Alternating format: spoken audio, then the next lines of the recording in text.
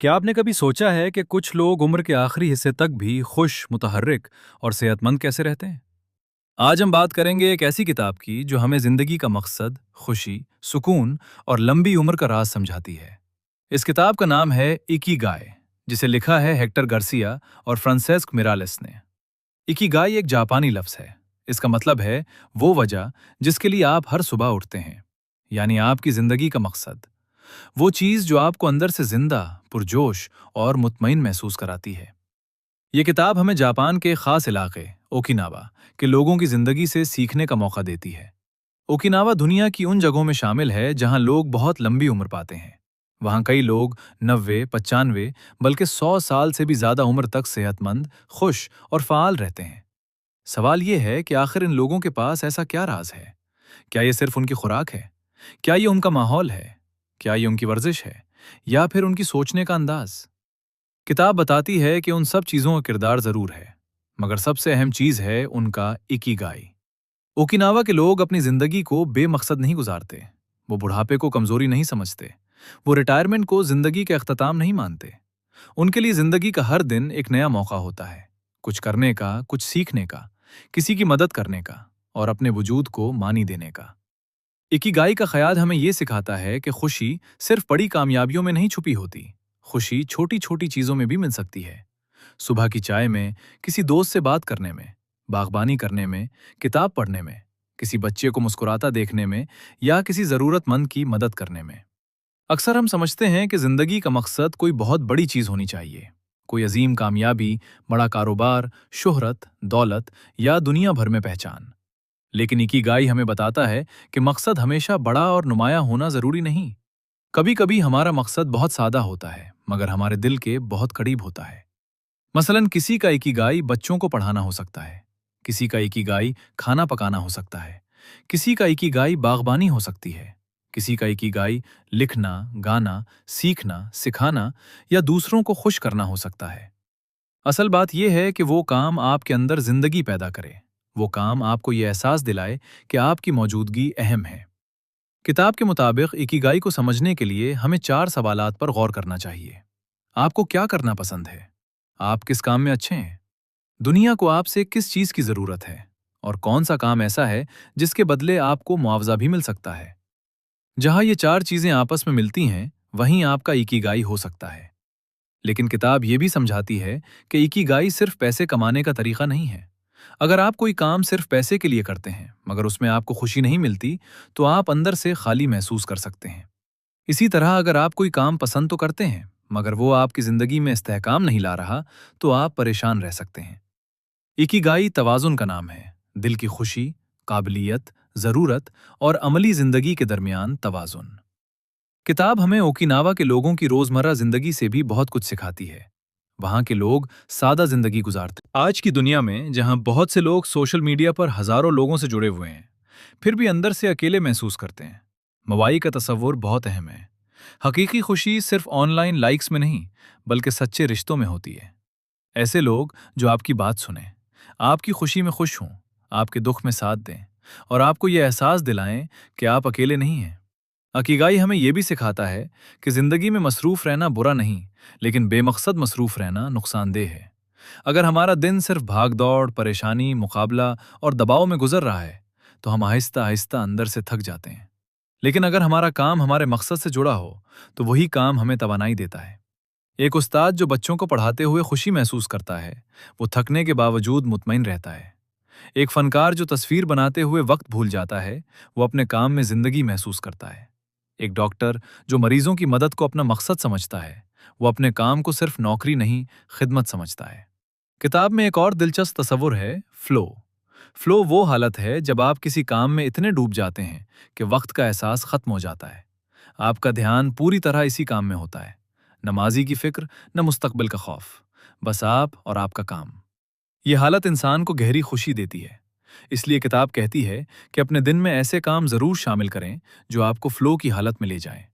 ये काम लिखना हो सकता है, मौसीकी सुनना या बनाना हो सकता है, पढ़ना हो सकता है, कोडिंग हो सकती है, खाना पकाना हो सकता है, ड्राइंग, वर्जिश, बागबानी या कोई हुनर हो सकता है।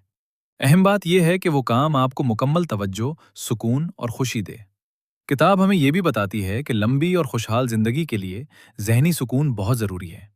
آج کی زندگی میں دباؤ ہر جگہ ہے، کام کا دباؤ، پیسے کا دباؤ، رشتوں کا دباؤ، مستقبل کا دباؤ۔ لیکن اوکیناوا کے لوگ دباؤ کو زندگی پر حاوی نہیں ہونے دیتے۔ وہ آہستہ چلتے ہیں، گہری سانس لیتے ہیں، سادہ زندگی گزارتے ہیں اور ہر چیز کو بہت زیادہ پیچیدہ نہیں بناتے۔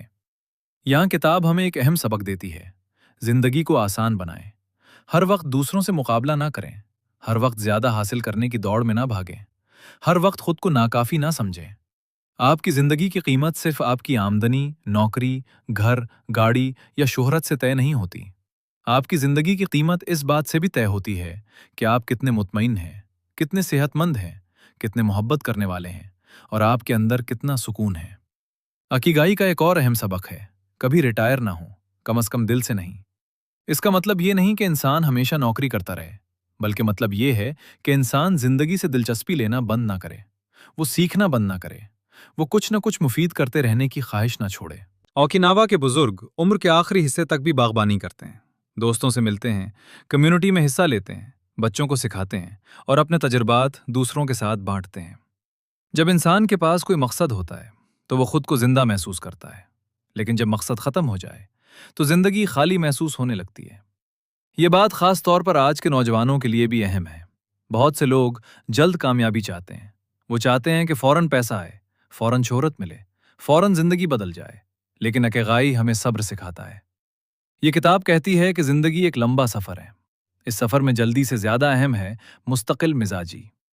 روز تھوڑا بہتر بننا، روز کچھ نیا سیکھنا، روز اپنے مقصد کے قریب جانا۔ چھوٹے قدم بھی بڑی تبدیلی لا سکتے ہیں اگر وہ مسلسل اٹھائے جائیں۔ اکیگائی ہمیں یہ بھی سمجھاتا ہے کہ خوشی باہر سے نہیں آتی۔ اگر ہم سوچیں کہ جب ہمارے پاس بہت پیسہ ہوگا تب ہم خوش ہوں گے، یا جب ہمیں بڑی نوکری ملے گی تب ہم مطمئن ہوں گے، تو شاید ہم ہمیشہ انتظار ہی کرتے رہیں گے۔ خوشی آج بھی مل سکتی ہے، اسی لمحے میں، اسی زندگی میں، انہی چھوٹی چیزوں میں جو ہمارے آس پاس موجود ہیں۔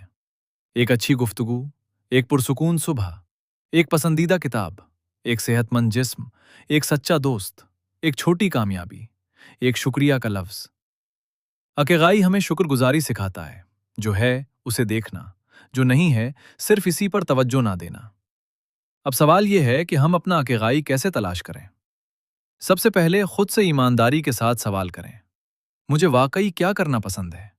کون سا کام کرتے ہوئے مجھے وقت کا احساس نہیں رہتا؟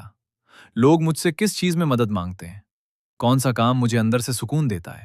کون سا کام دنیا کے لیے فائدہ مند ہو سکتا ہے؟ ضروری نہیں کہ جواب فوراً مل جائے۔